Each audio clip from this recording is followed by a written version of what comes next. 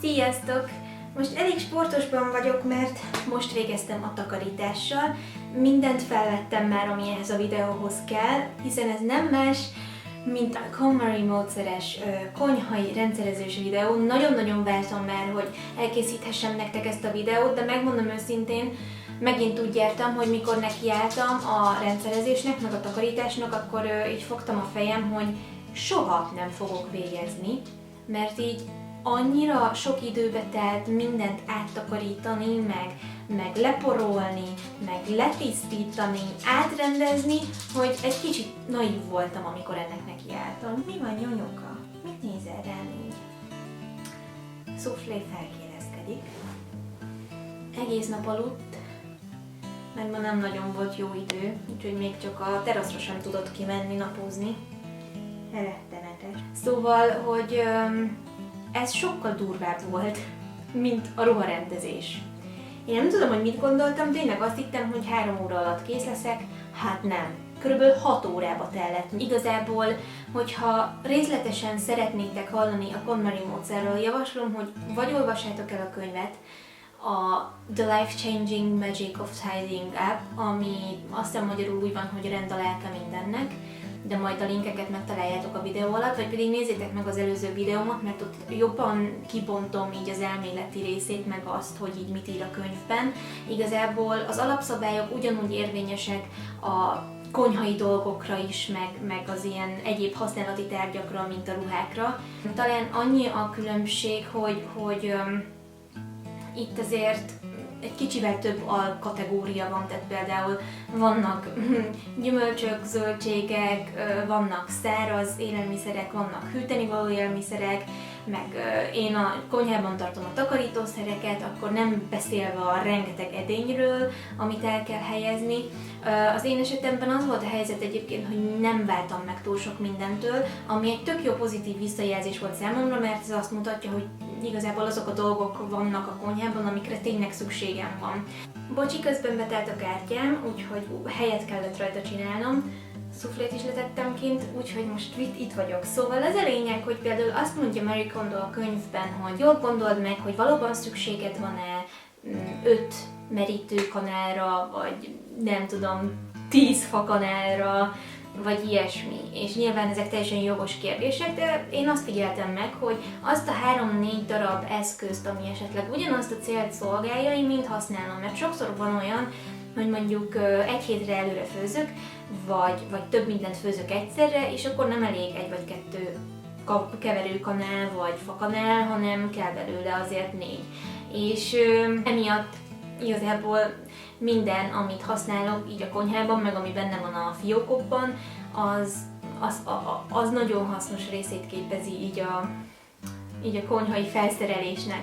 Aztán a következő dolog, amit mindenképpen javaslok, az, hogy lehetőleg mindent dobozban tartsatok, amit csak lehet. Gondolok itt olyasmire, hogy liszt, szabfehely, cukor, sokkal jobban lehet rendszerezni, hogyha nem a saját zacsijában hagyjuk benne őket. Egyrészt szerintem higiénikusabb is, másrészt pedig sokkal átláthatóbb lesz tőle minden, de majd úgy is látni fogjátok, hogy én hogy csináltam. És ugyanez vonatkozik a fűszerekre, én elmentem egy hobbiboltba és vettem neki kis üvegeket, de hát nem lett elég, tehát totál elszámoltam magam, úgyhogy ezt majd még pótolnom kell, de alapvetően az, hogyha mindent külön bedobozolunk, az nagyon-nagyon átláthatóvá teszi a dolgokat. És nyilván nagyon nehéz azt elérni, hogy akkora tárolóedényt használjunk, amiben egy full kiló cukor, vagy egy full zacskó akármi belefér, és nem maradjon felesleg, mert nyilván ezt nem akarjuk eldobni. Viszont nálam is rengeteg olyan termék van, ezt is látni fogjátok majd, ami félig, negyedig van, és valahova el kellett helyeznem, úgyhogy ennek kosarakat vásároltam, és így tároltam el őket, így is sokkal átláthatóbb, nem ömlik bele egy helyre az összes zacsi, hanem van egy kicsit szervezettebb helye. Úgyhogy igazából ilyen apróságokra érdemes odafigyelni, és az is nagyon fontos, hogy az alaptisztasága meglegyen például a konyhának.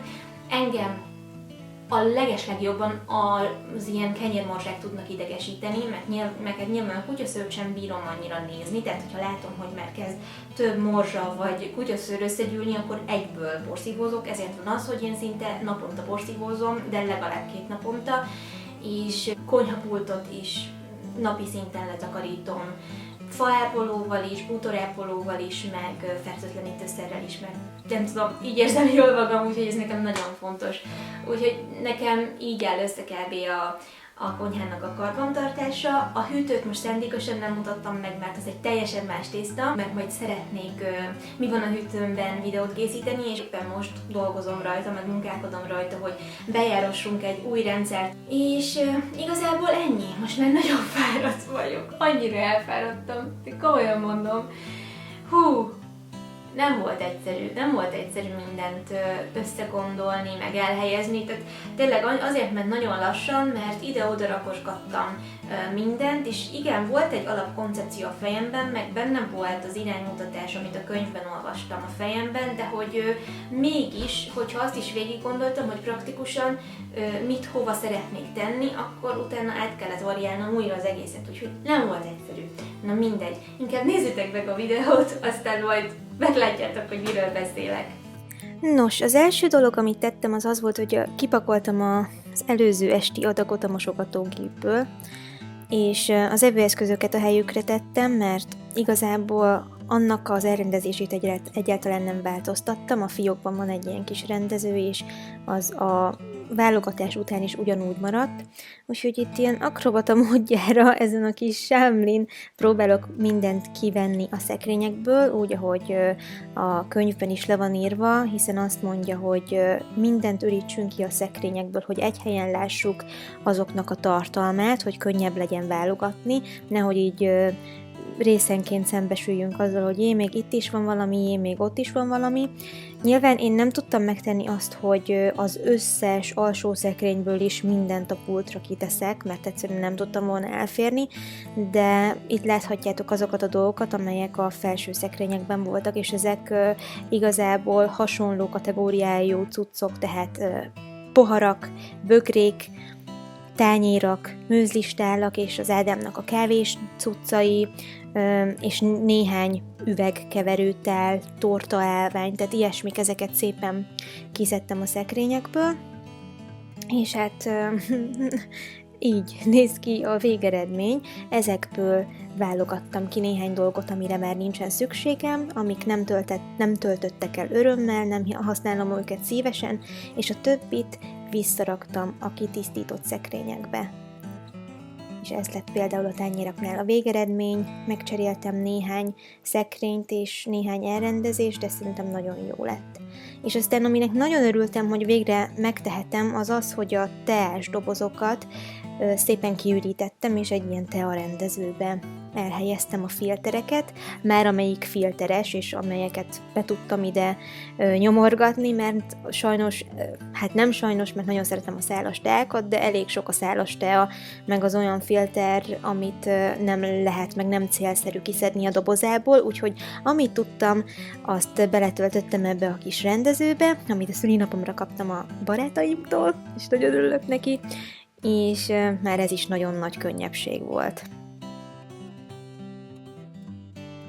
Aztán az alsó szekrények következtek, itt sok mindent egyébként nem csináltam azon kívül, hogy áttakarítottam nedves szivacsal, meg tisztítószerrel ezeket a fiókokat, és egy kicsit szellősebben tudtam rakni ezeket a serpenyőket, meg fazekakat is, úgyhogy ennek is nagyon örültem. Hát ez tényleg a káosz fiók, tehát ez ami itt van, az vállalhatatlan. Innen dobáltam ki a legtöbb cuccot, és egyébként ez a legfájóbb pontja az egésznek.